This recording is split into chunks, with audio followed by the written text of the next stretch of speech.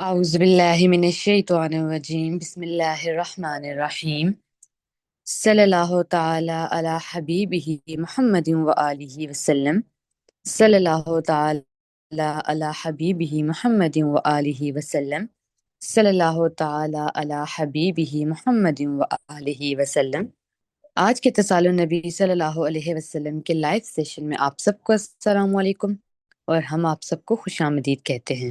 امید کرتی ہوں کہ آپ سب خیریت سے ہوں گے۔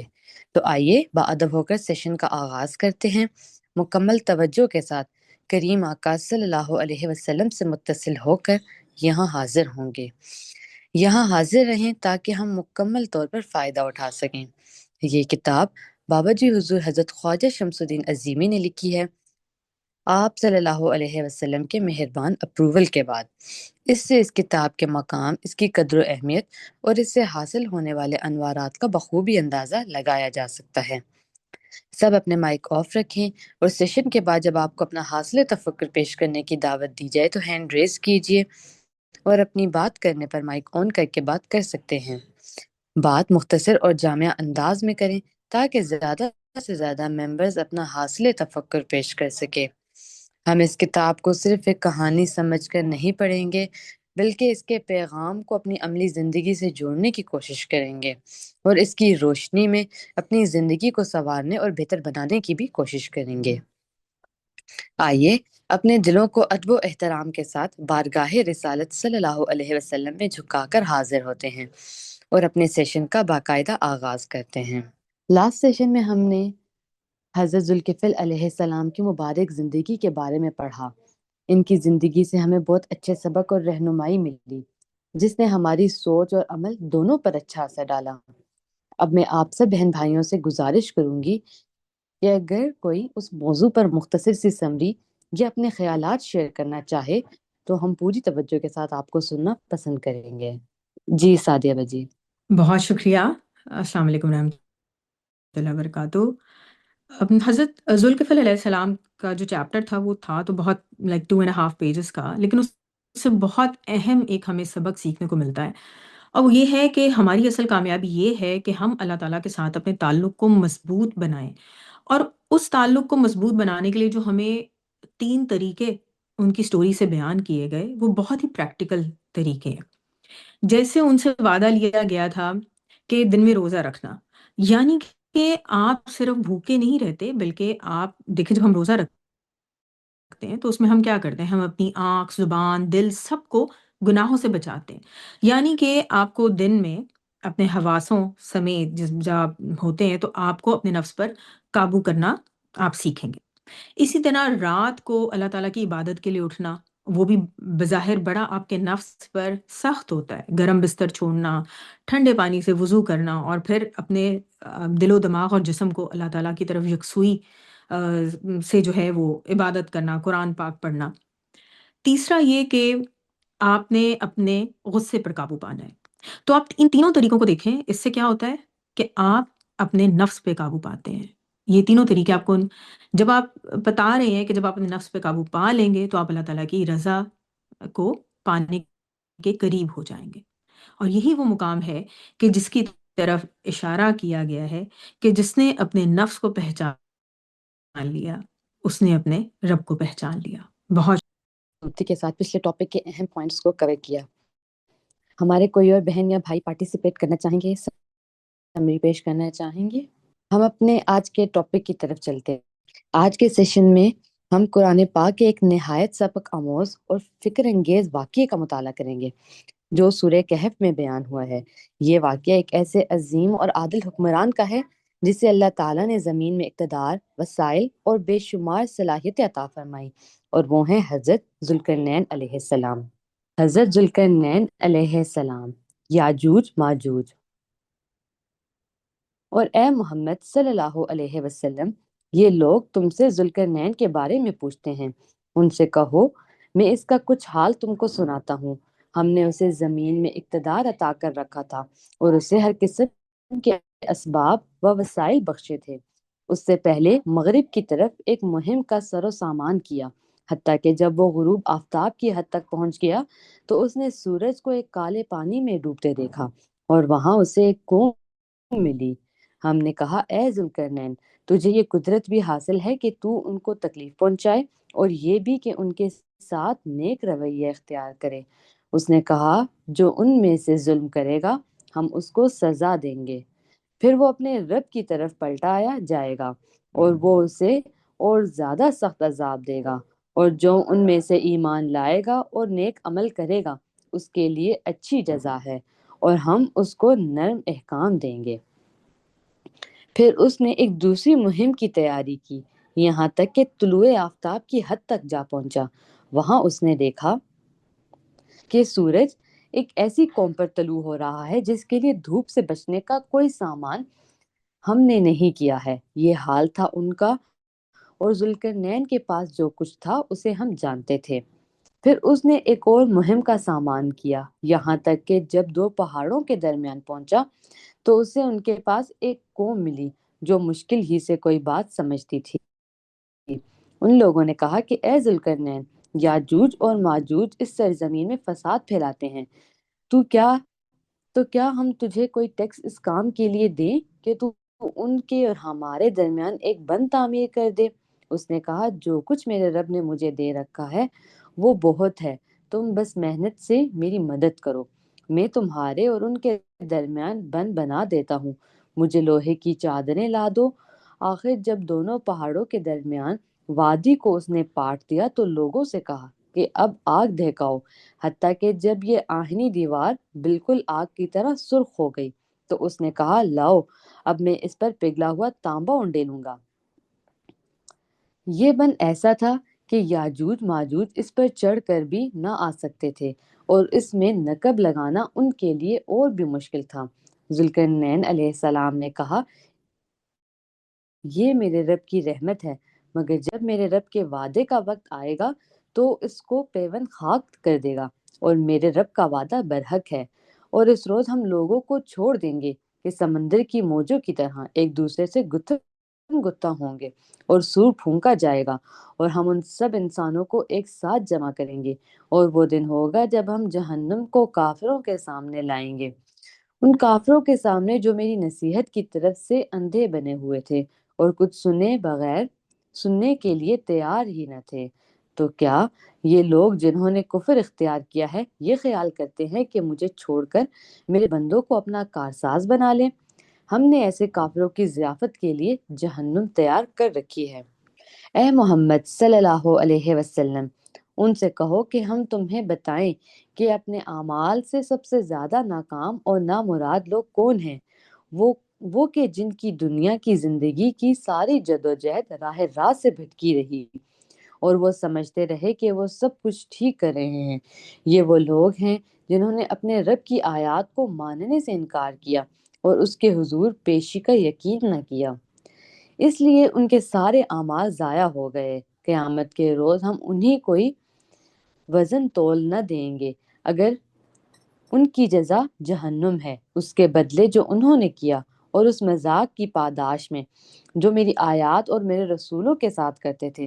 البتہ وہ لوگ جو ایمان لائے اور جنہوں نے نیک عمل کیے ان کی میزبانی کے لیے فردوس کے باغ ہوں گے جن میں وہ ہمیشہ رہیں گے، اور کبھی اس جگہ سے نکل کر کہیں جانے کو ان کا جی نہ چاہے گا۔ اے محمد صلی اللہ علیہ وسلم، کہو کہ اگر سمندر میرے رب کی باتیں لکھنے کے لیے روشنائی بن جائے تو وہ ختم ہو جائے گا، مگر میرے رب کی باتیں ختم نہ ہوں، بلکہ اگر اتنی ہی روشنائی ہم اور لے آئیں تو بھی وہ کم پڑ جائے۔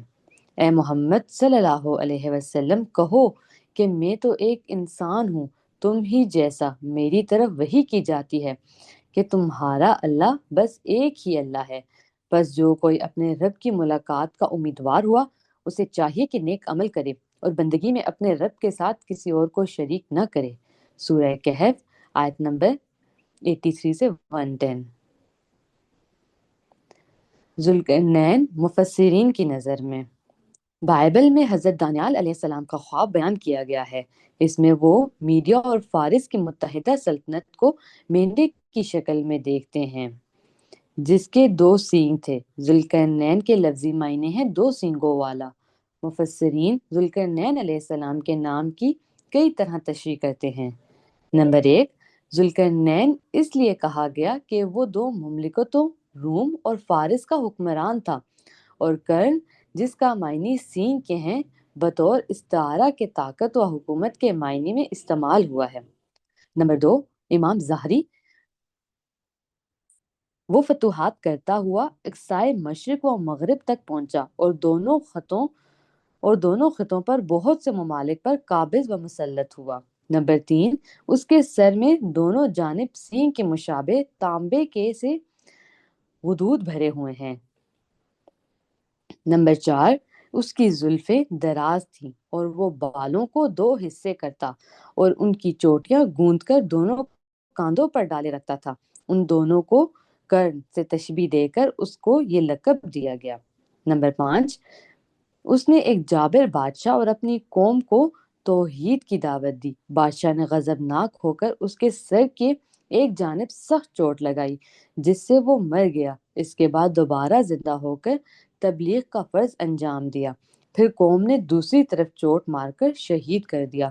اس ضرب کی وجہ سے اس کے سر پر 2 نشان بن گئے، جس کی وجہ سے ذوالقرنین کا لقب دیا گیا۔ وہ نجیب الطرفین تھا، اس لیے والدین کی نجابت کو کرنین کے ساتھ تشبیہ دی گئی۔ نمبر 7، اس نے اس قدر طویل عمر پائی کہ انسانی دنیا کے 2 قرن صدیوں تک زندہ رہا۔ سیدنا حضور علیہ الصلوۃ والسلام نے جب نبوت کا اعلان کیا تو یہودیوں نے آپ کو آزمانے کے لیے سیدنا حضور علیہ الصلوۃ والسلام کے پاس 3 سوالات بھیجے۔ یہودی یہ جاننا چاہتے تھے کہ اگر حضرت محمد صلی اللہ علیہ وسلم اللہ کے سچے پیغمبر ہیں تو امی ہونے کے باوجود وحی الہی کے ذریعے اس شخص کے واقعات بتا دیں گے۔ ذوالقرنین نے بنی اسرائیل کو بابل کی غلامی سے نجات دلائی اور ان کے مقدس مقام یروشلم بیت المقدس کو دوبارہ آباد کیا۔ ان امور کی بنا پر یہودی ذوالقرنین کو نجات دہندہ، مسیح اللہ اور خدا کا چرواہا کہتے ہیں۔ یہود نے کہا، ہم کو اس نبی کا حال بتائیے جس کا ذکر اللہ تعالیٰ نے توریت میں صرف ایک ہی جگہ کیا ہے۔ نبی اکرم صلی اللہ علیہ وسلم نے دریافت کیا، وہ کون ہے؟ یہود نے جواب دیا، ذوالقرنین۔ قرآن کریم میں سورہ کہف آیت نمبر 83 سے 86 کے درمیان ارشاد ہے، اور اے محمد صلی اللہ علیہ وسلم، یہ لوگ تم سے ذوالقرنین کے بارے میں پوچھتے ہیں، ان سے کہو کہ میں اس کا کچھ حال تم کو سناتا ہوں۔ ہم نے اسے زمین میں اقتدار عطا کر رکھا تھا اور اسے ہر قسم کے اسباب و وسائل بخشے تھے۔ اس سے پہلے مغرب کی طرف ایک مہم کا سر و ساماں کیا، حتیٰ کہ جب وہ غروب آفتاب کی حد تک پہنچ گیا تو اس نے سورج کو ایک کالے پانی میں ڈوبتے دیکھا۔ خورس ذوالقرنین اگرچہ ایشیا کو چک فتح کرتا چلا گیا لیکن عوام پر ظلم نہیں کیا اور نہ ہی ان کو وطن بدر کیا۔ خورس کے حسن سلوک اور عدل و انصاف کی وجہ سے لوگوں کو یہ محسوس ہی نہیں ہوا کہ یہاں کوئی انقلاب آیا ہے۔ خورس نے اپنی فوج کو حکم دے دیا کہ دشمن کی فوج کے سوا اور کسی انسان پر ہاتھ نہ اٹھایا جائے، اور دشمن کی فوج میں سے جو کوئی نیزہ جھکا دے اسے قتل نہ کیا جائے، اور کردیس اگر تلوار بھی چلائے تب بھی اس کو کوئی گزن نہ پہنچائی جائے۔ انسائکلوپیڈیا برٹانیکا مضمون سائرس حکومت کے مطابق اس کا عقیدہ وہی تھا جو ایک صالح بادشاہ کا ہونا چاہیے۔ مورخ لکھتا ہے، عوام کی فلاح و بہبود۔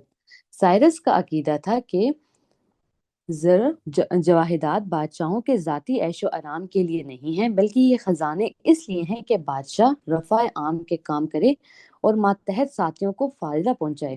مشرق بعید کی ریاست باختر بیکٹیریا میں وحشی اور صحرا نشین قبائل آباد تھے۔ یہ قوم اخلاقی اقتدار سے بے بہرہ اور متمدن زندگی سے غیر مانوس تھی۔ طلوع آفتاب کے ساتھ جو دھوپ پھیلتی، وحشی قوم میں توانائی آ جاتی تھی، اور آفتاب کے ڈھلنے کے ساتھ وہ کمزور اور لاغر ہو جاتے تھے۔ سورج غروب ہو جانے کے بعد ایسا لگتا تھا کہ ان کے جسم کی جان نکل گئی ہے۔ قرآن کریم میں ارشاد ہے، سورہ کہف کی آیت نمبر 90، پھر اس نے ایک دوسری مہم کی تیاری کی، یہاں تک کہ طلوع آفتاب کی حد تک جا پہنچا۔ وہاں اس نے دیکھا کہ سورج ایک ایسی قوم پر طلوع ہو رہا ہے جس کے لیے دھوپ سے بچنے کا کوئی سامان ہم نے نہیں کیا۔ یہ حال تھا ان کا۔ یاجوج ماجوج کے بارے میں طرح طرح کی عجیب کہانیاں مشہور ہیں، جو پڑھ کر لگتا ہے کہ یہ سب قیاسی باتیں ہیں۔ ایک روایت یہ ہے کہ جہاں زمین کی حد ختم ہوتی ہے، وہاں پہاڑوں کی ایک جانب یاجوج ماجوج کی قوم آباد ہے، اور دوسری جانب ایک عابد و زاہد قوم آباد ہے۔ اس قوم میں بڑے دانا اور حکیم بھی موجود ہیں۔ یہ پہاڑ اتنے بلند تھے کہ ان کو عبور کرنا مشکل تھا۔ پہاڑیوں کے درمیان کچھ حصہ میدانی تھا۔ اس راستے سے یاجوج ماجوج آ کر نیک لوگوں پر حملہ آور ہوتے رہتے تھے اور لوٹ مار کر کے واپس چلے جاتے تھے۔ سکندر ذوالقرنین نے بستی کے نیک لوگوں کو نصیحت کی اور انہیں اللہ کے احکامات سنائے۔ ان لوگوں نے بادشاہ کی خدمت میں حاضر ہو کر یاجوج ماجوج کے ظلم و ستم کی شکایت کی اور بادشاہ سے مدد کے خواستگار ہوئے۔ بادشاہ نے یاجوج ماجوج کے بارے میں دریافت کیا تو اسے بتایا، ایک پہاڑ پر یاجوج اور اس کی اولاد، دوسرے پہاڑ پر ماجوج اور اس کی اولاد رہتے ہیں۔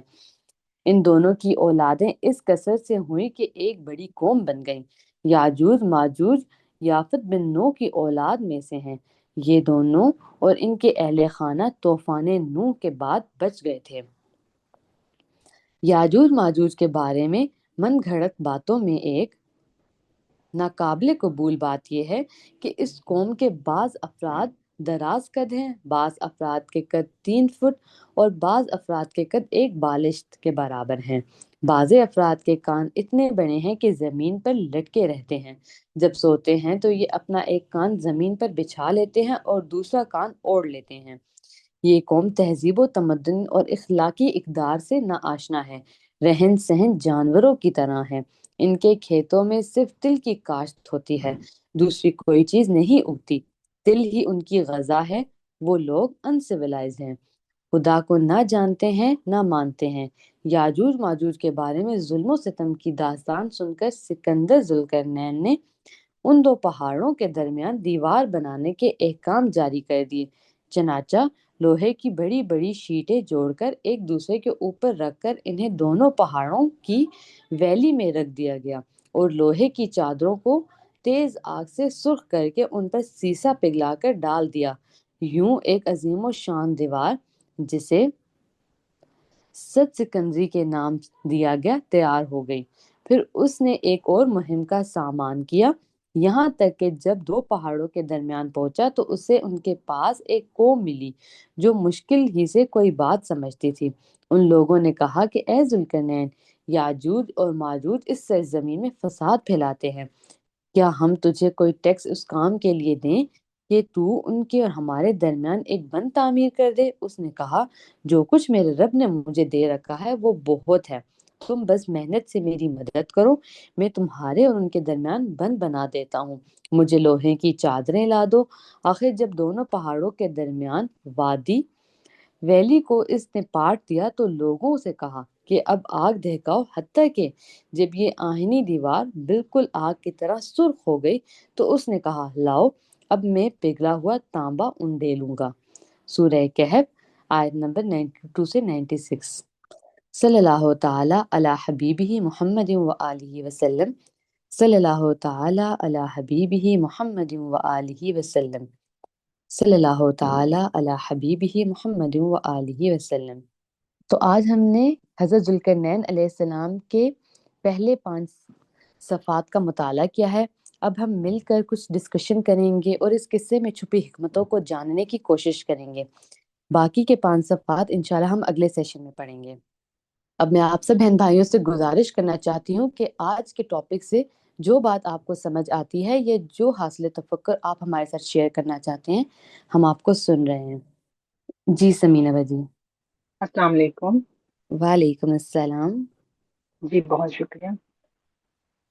آج کی جو واقعہ ہم نے پڑھا ہے ذوالقرنین کا، اس میں بہت سارے پوائنٹس ہیں، لیکن جو مجھے عطا ہوئے 1-2 پوائنٹس وہ میں آپ سے شیئر کرنا چاہوں گی کہ اس واقعے کو پڑھتے ہوئے سب سے پہلا ایک اہم نقطہ جو میری سمجھ میں آیا کہ جب ذوالقرنین سے کہا گیا کہ اللہ کے عطا کردہ اختیار کے کو استعمال کرتے ہوئے آپ ان پہ ظلم بھی کر سکتے ہیں یا ان کو سزا بھی دے سکتے ہیں یا ان پہ حاوی بھی ہو سکتے ہیں، تو آپ نے اس کے جواب میں فرمایا کہ جو ظلم کرے گا اسے ہم سزا دیں گے، کیونکہ جب وہ اللہ کی طرف پلٹایا جائے گا تو وہ اسے سخت ترین عذاب دے گا۔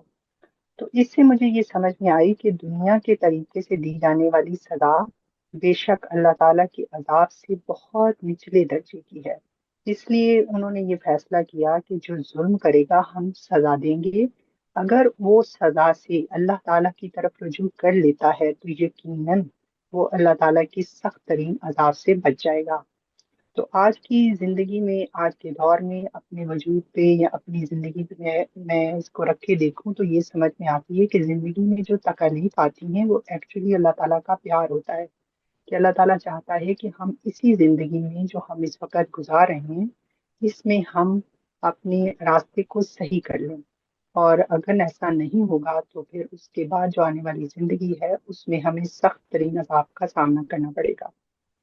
اس میں جو دوسرا پوائنٹ جو عطا ہوا وہ یہ تھا کہ ذوالقرنین نے لوگوں کو یاجوج ماجوج کے شر سے محفوظ رکھنے کے لیے ایک لوہے کی پہلے دیوار بنائی، پھر اس کو آگ سے دہکا کر سرخ کیا اور پھر اس پر پگھلا ہوا تانبا ڈالا، تاکہ قوم یاجوج ماجوج نہ تو اس دیوار پر چڑھ سکیں اور نہ کمن لگا سکیں۔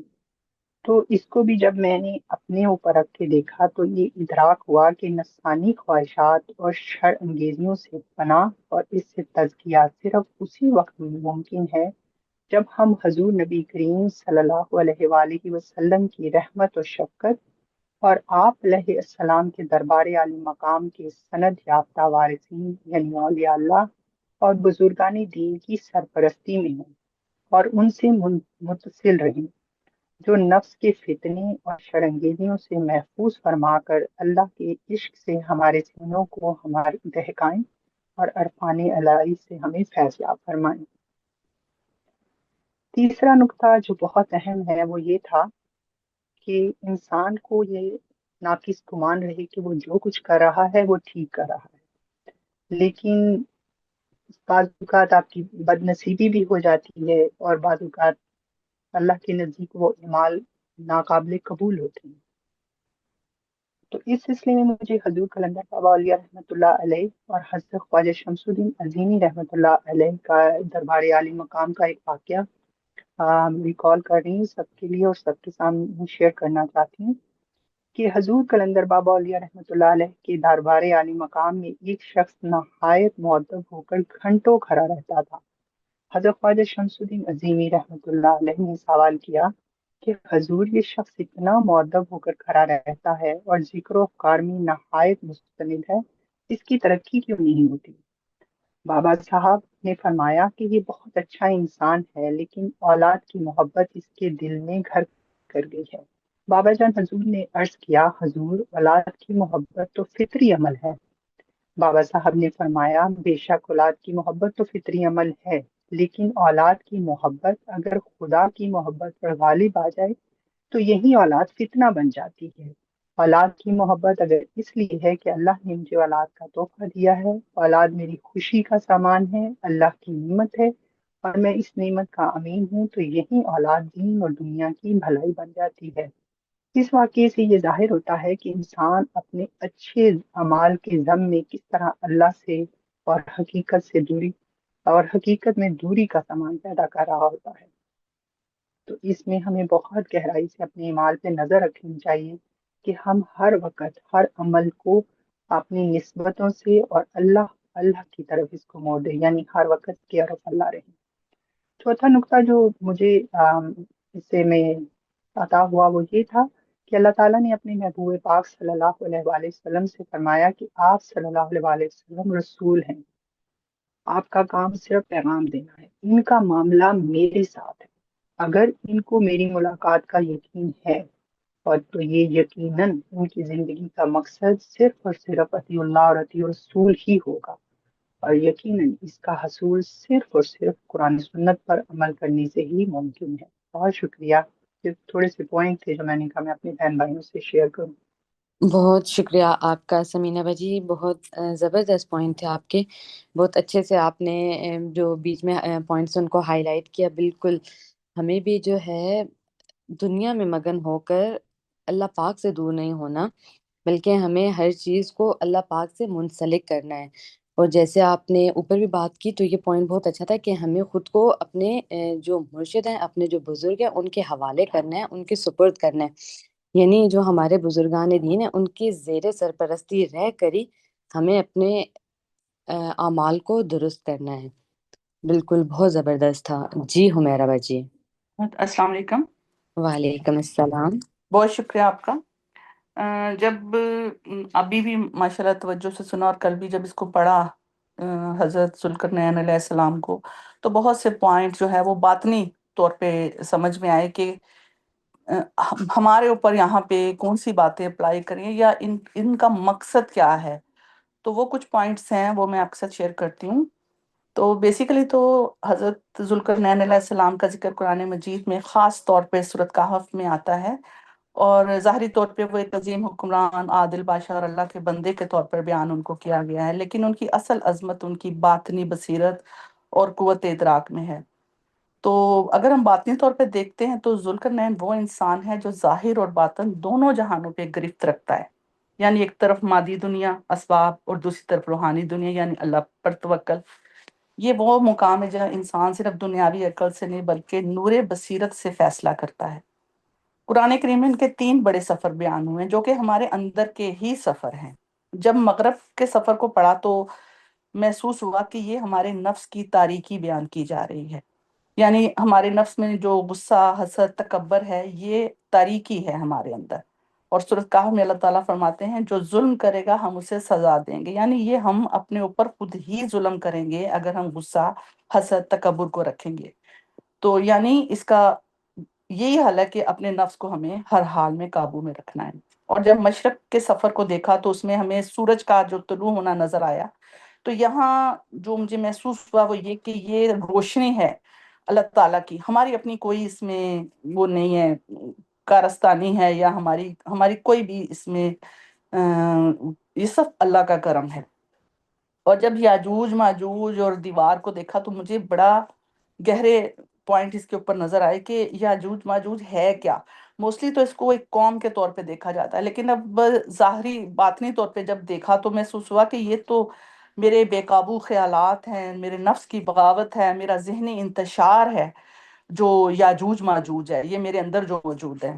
اور پھر جب دیوار کو، تو پھر دیوار کیا ہے، تو دیوار مجھے سمجھ آیا کہ ذکر، تقوی اور جو اپنے اندر نظم و ضبط پیدا کرنا، یہ وہ دیوار ہے جو اس یاجوج ماجوج سے مجھے کنٹرول میں رکھ سکتا ہے، بچا سکتا ہے ان چیزوں سے۔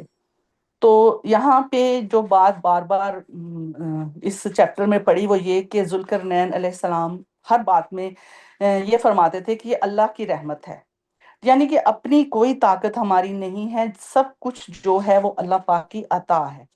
ذوالقرنین کے پاس طاقت، حکومت، علم سب کچھ تھا، لیکن انہوں نے کبھی یہ نہیں کہا کہ میں نے کیا ہے، بلکہ ہر جگہ یہی کہا کہ یہ میرے رب کی رحمت ہے۔ تو جب انسان اپنی میں کو ختم کرتا ہے تب اللہ اسے ذوالقرنین بنا دیتا ہے۔ ذوالقرنین میرے نظریے میں کوئی شخصیت نہیں ہے، اگر ہم اس کو غور کریں تو یہ ایک مقام ہے جو ہر انسان کے اندر موجود ہے۔ ذوالقرنین ایک مقام ہے جو ہر انسان کے اندر موجود ہے۔ جب ہم اپنے نفس کو پہچان لیتے ہیں، اپنی اندر کی روشنی کو قبول کر لیتے ہیں اور اپنے خیالات پر کنٹرول کر لیتے ہیں تو ظاہر باطن دونوں کے ہم حکمران بن سکتے ہیں۔ ذوالقرنین وہ نہیں ہے جس کے پاس حکومت ہے، سلطنت ہے، نہیں۔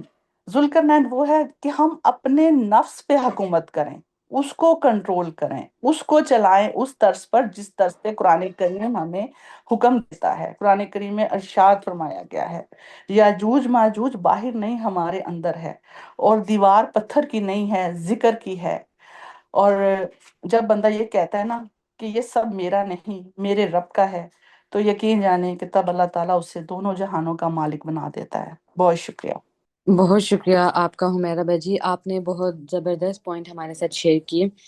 بالکل، جب میں بھی دیکھ رہی تھی تو پھر مجھے بھی بالکل یہی پوائنٹ سمجھ آیا تھا جو آپ نے یہاں پر ایکسپلین کیا، کہ جو سب سے پہلے ان کے سفر کا تھا، کہ جس میں انہوں نے سورج کو غروب ہوتے دیکھا تھا، جو ایک کالے پانی کے سمندر میں اس کو وہ ڈوبتا ہوا دیکھ رہے تھے، سورج کے غروب ہونے کے منظر کو. تو اس سے مجھے بھی اپنے اوپر یہی بات سمجھ آ رہی تھی کہ ہم لوگ بھی جو ہے، جب ہم لوگ بالکل تاریکی میں جانے لگے، جب ہمارا غصہ، حسد، تکبر، جو چیزیں یہ جب بڑھ جاتی ہے، تو جب ہم اس میں ڈوبنے لگیں تو ہمیں بھی اپنے آپ کو جو ہے وہ بچانا ہے، اللہ پاک کی رحمت میں لے کے جانا ہے.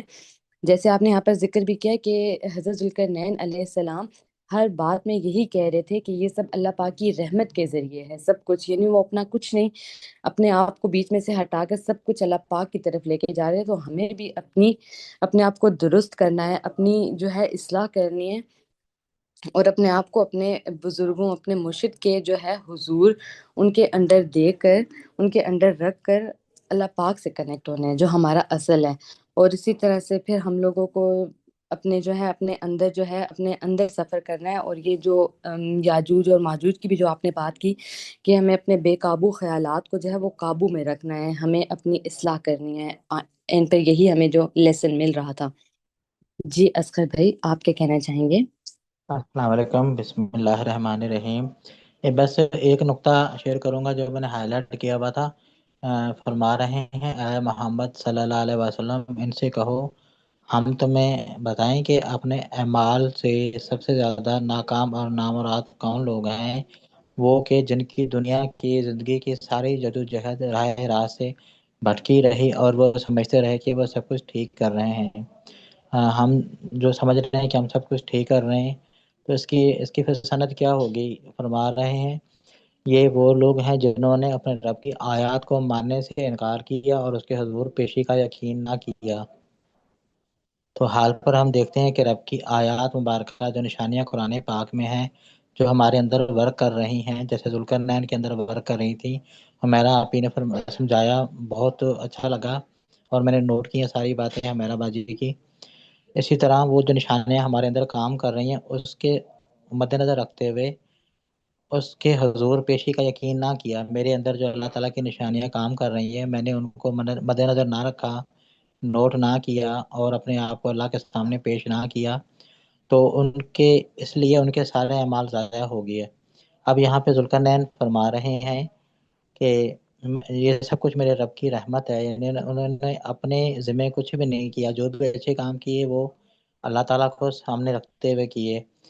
آیات کا انکار، رب کے سامنے حاضری ہر وقت رکھی، اور ویریفائڈ ان ویریفائڈ اعمال نہیں کیے، ویریفائڈ اعمال کیے. یعنی کہ ان کے کوئی گائیڈ استاد مرشد تھے جو ان کو ویریفائی کر رہے تھے کہ ہاں یہ کرو یہ کرو یہ کرو، اور وہ سارے علاقوں میں امن قائم کرتے گئے. شکریہ. بہت شکریہ آپ کا اصغر بھائی.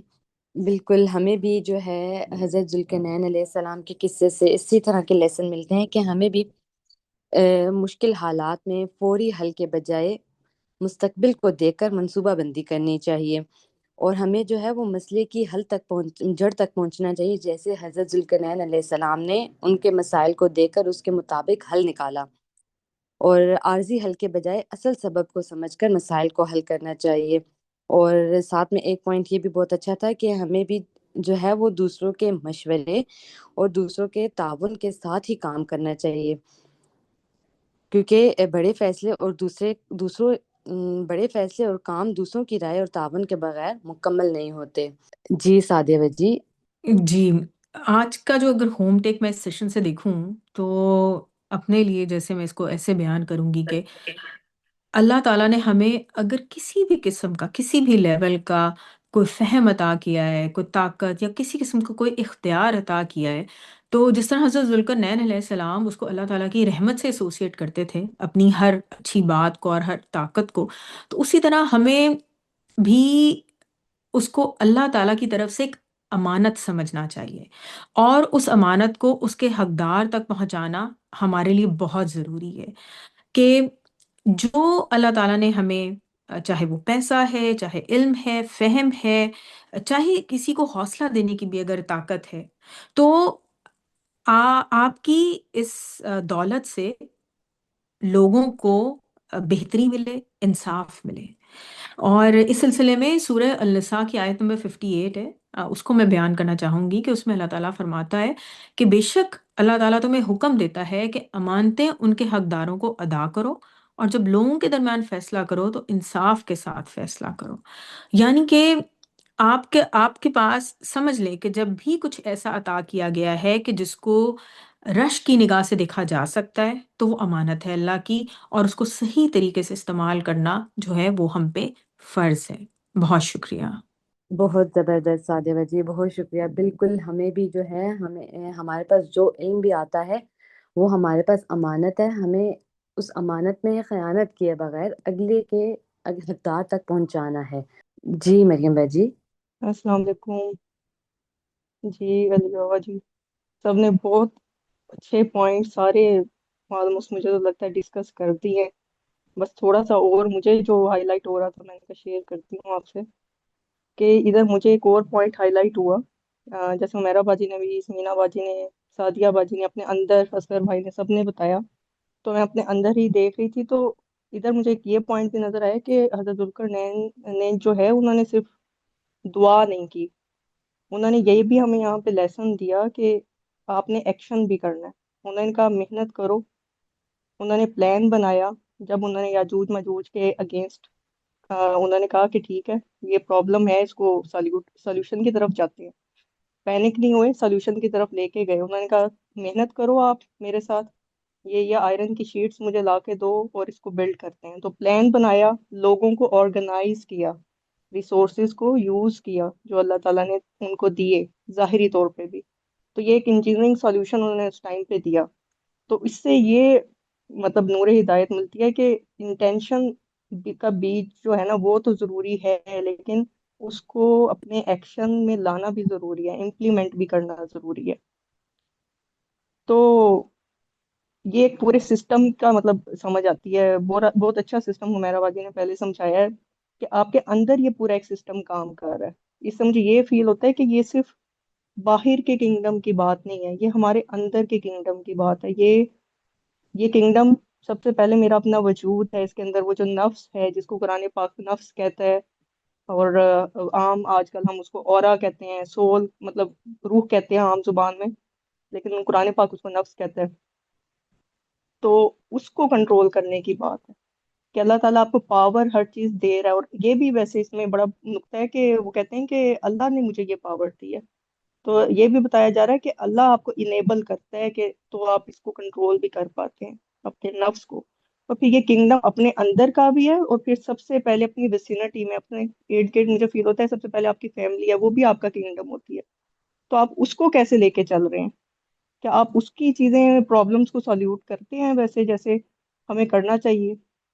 تو مجھے یہاں پہ یہ چیز بھی فیل ہوئی۔ پھر میں نے دیکھا کہ یاجوج ماجوج اپنے اندر کیسے ہے، تو یاجوج ماجوج کو اگر ہم ابھی دیکھیں تو سوشل میڈیا، یہ سکرولنگ، ٹاکسک کانٹینٹ ہے، ایک دوسرے کو ہم اب شو آف، تو ہم واٹس ایپ کے اسٹیٹس لگا کے بھی کر دیتے ہیں، تو مجھے لگا یہ بھی یاجوج ماجوج ہی ہے۔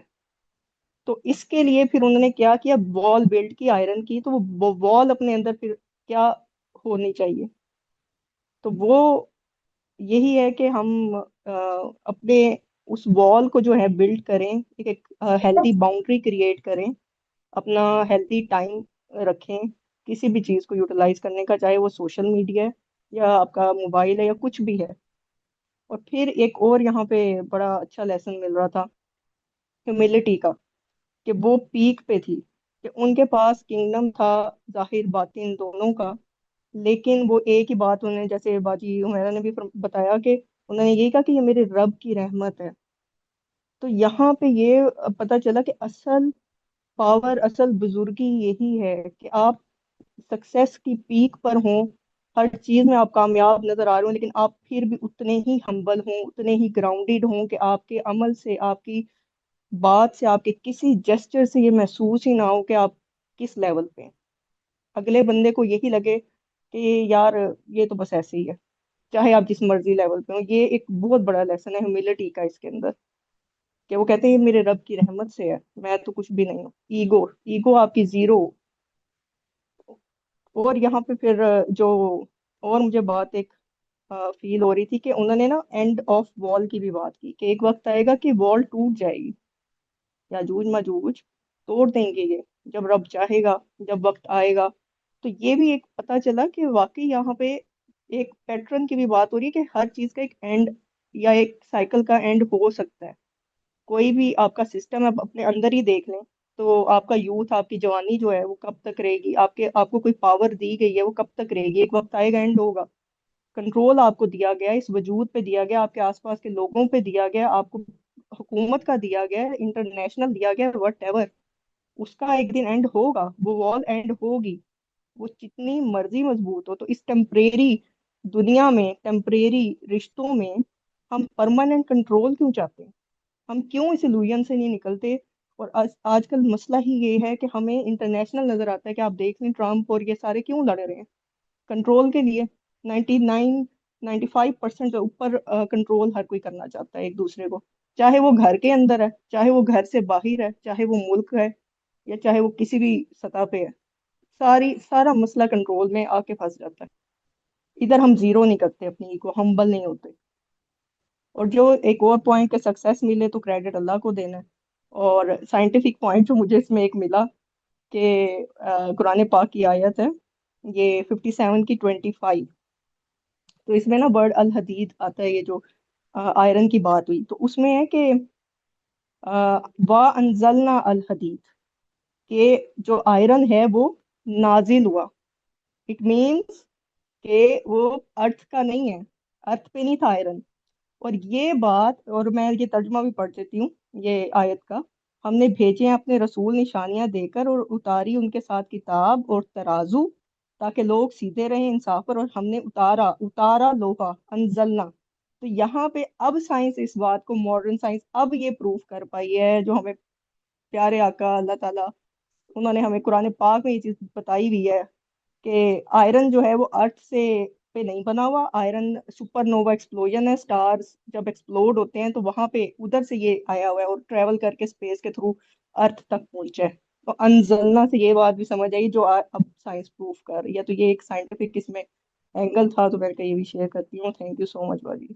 आपका बहुत शुक्रिया मरियम बाजी, बहुत अच्छे पॉइंट्स आपने शेयर किए, बिल्कुल ऐसे ही है।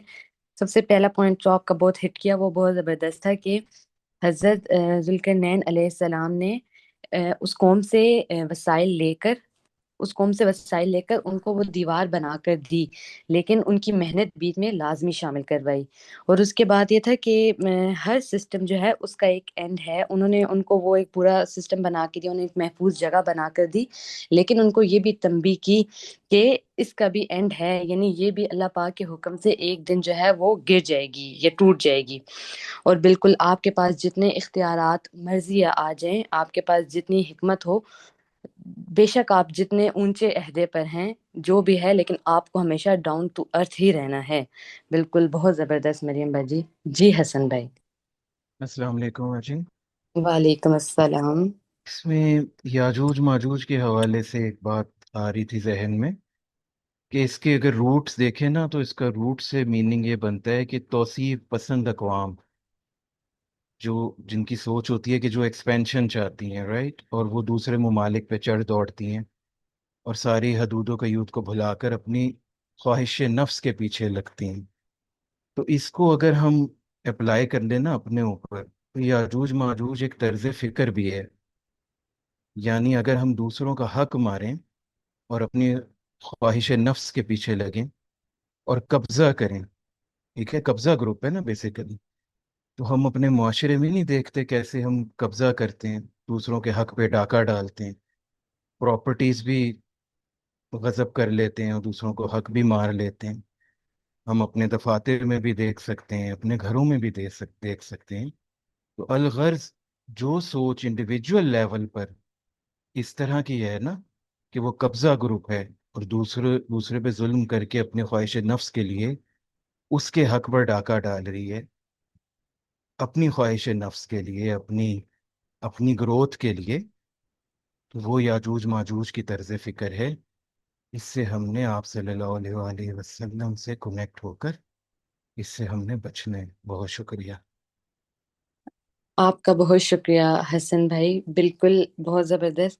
ہمیں اپنی خواہش نفس کے اوپر قابو پانا ہے، اور ایسے ایسے جیسے فساد کرنے والوں اور قبضہ کرنے والوں سے بچنا ہے، ایسی صفات جو ہے وہ اپنانے سے خود کو روکنا ہے۔ بالکل بہت زبردست سیشن رہا آج کا، بہت اچھا لگا کہ آپ سب نے بہت اچھے سے اپنا تفکر پیش کیا، بہت اچھی ڈسکشن رہی، اور بہت نئے پوائنٹس ہم سب کو سیکھنے کے لیے ملے۔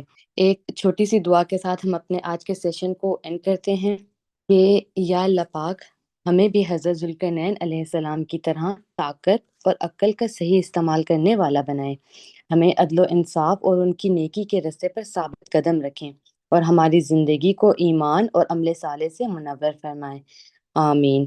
انشاءاللہ آپ سب سے نیکسٹ تھرسڈے نیکسٹ سیشن میں دوبارہ ملاقات ہوگی، تب تک کے لیے آپ سب کو اللہ حافظ اور بہت شکریہ۔